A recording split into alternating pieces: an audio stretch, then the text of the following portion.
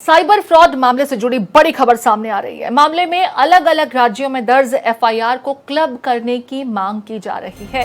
Supreme court ने मामले में एक नोटिस जारी किया है जो केंद्र, कर्नाटक, आंध्र प्रदेश, हरियाणा, तेलंगाना और पश्चिम बंगाल सरकार को जारी किया गया है। सुप्रीम कोर्ट ने सभी से नोटिस जारी कर इस संदर्भ में जवाब मांगा है। मामले में कोर्ट ने गिरफ्तारी पर फिलहाल रोक लगा दी है। बता दें कि याचिका आरपी सिंह सोलंकी की ओर से दायर की गई है। याचिका में कहा गया है कि साइबर फ्रॉड के जरिए उनके अकाउंट में पैसा आया था, हालांकि वो पैसा निकल गया था। उसके बावजूद उनके खिलाफ कर्नाटक सहित अन्य राज्यों में एफआईआर दर्ज की गई। तो देखिए, साइबर फ्रॉड का एक मामला, एक व्यक्ति के अकाउंट में पैसा आता है और कुछ ही देर बाद वो पैसा विड्रॉ भी हो जाता है। अब इस मामले में क्योंकि उनके विरुद्ध एफआईआर दर्ज की गई, इस व्यक्ति ने इसे लेकर के बाकायदा सुप्रीम कोर्ट में याचिका दायर की और ये कहा है कि किस तरीके से उनके अकाउंट में पैसा आया और फिर वो पैसा निकल गया। उसके बावजूद उनके खिलाफ कई राज्यों में एफआईआर दर्ज कर दी गई। अब कोर्ट की तरफ से इन सबको क्लब करने की बात की जा रही है। सुप्रीम कोर्ट ने सभी को इस संदर्भ में नोटिस जारी कर जवाब मांगा है। तो देखिए, साइबर फ्रॉड के मामले वैसे भी काफी मुश्किल होते हैं क्योंकि कहीं किसी एक राज्य में बैठा व्यक्ति कुछ लोगों को कॉन करता है और फिर अपनी पोजीशन या लोकेशन कुछ और बता करके लोगों से पैसा मंगा लेता है। लोग जो उस ट्रैप में फंस जाते हैं, उनके अकाउंट में पैसा ट्रांसफर करते हैं, बाद में पता चलता है कि भाई हम ठग लिए गए हैं। ऐसे ही एक मामले में कुछ शिकायतों के आधार पर जब इन्वेस्टिगेशन शुरू की गई तो एक व्यक्ति इसमें फंस गए क्योंकि उनके अकाउंट में कथित तौर पर पैसा आया जो निकल भी गया।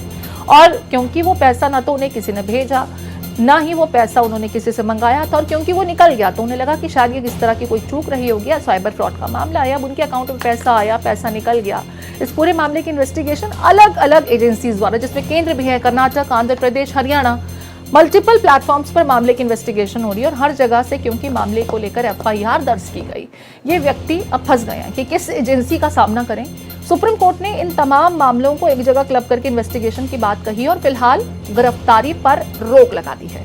साइबर फ्रॉड के मामले में क्योंकि अलग अलग मामले अलग अलग राज्यों में दर्ज हुए, लेकिन इन तमाम एफआईआर्स को क्लब करने के लिए कोर्ट ने कहा है और फिलहाल गिरफ्तारी पर रोक लगा करके ये जो याचिकाकर्ता हैं उन्हें तो राहत मिली गई है। गोपाल कृष्ण हमारे साथ जुड़ गए हैं, गोपाल का रुख करूंगी।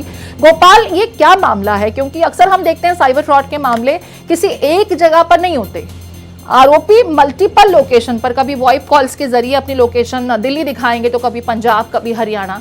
ये जो मामला है इसमें मुझे दिख रहा है कि जिन्हें आरोपी बनाया गया है उनके विरुद्ध मल्टीपल स्टेट्स इन्वेस्टिगेशन कर रही हैं। जरा हमारे दर्शकों के लिए और कैसे वो ना फंसे उनको जरा जानकारी दें कि इस पूरे मामले में हो क्या रहा है, इन्वेस्टिगेशन में क्या कुछ सामने आया।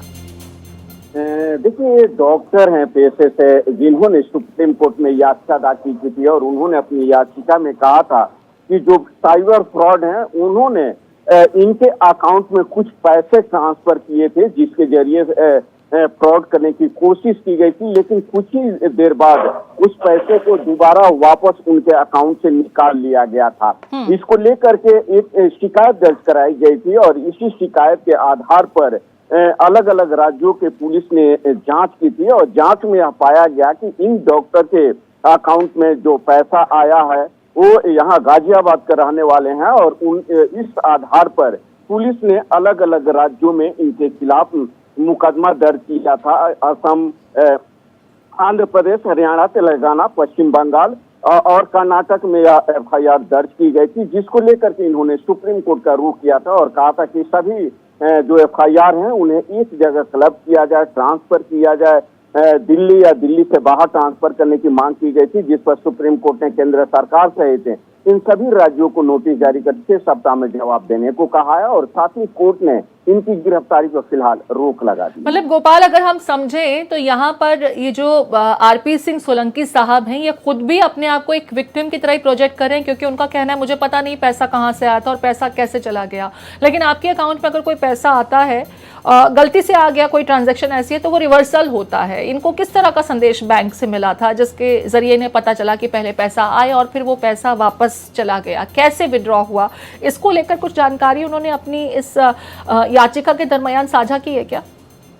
देखिए प्रीति, बहुत सही सवाल है क्योंकि जब इनके अकाउंट में पैसा आया था तो उस दौरान इनके पास एक मैसेज आया कि आपके अकाउंट में इसमें पैसे आए हुए हैं, लेकिन इन्होंने इसकी जानकारी जो है और न इन्होंने जांच की कि पैसा भेजने वाला कौन था और न ही इन्होंने पुलिस में इसकी शिकायत की थी।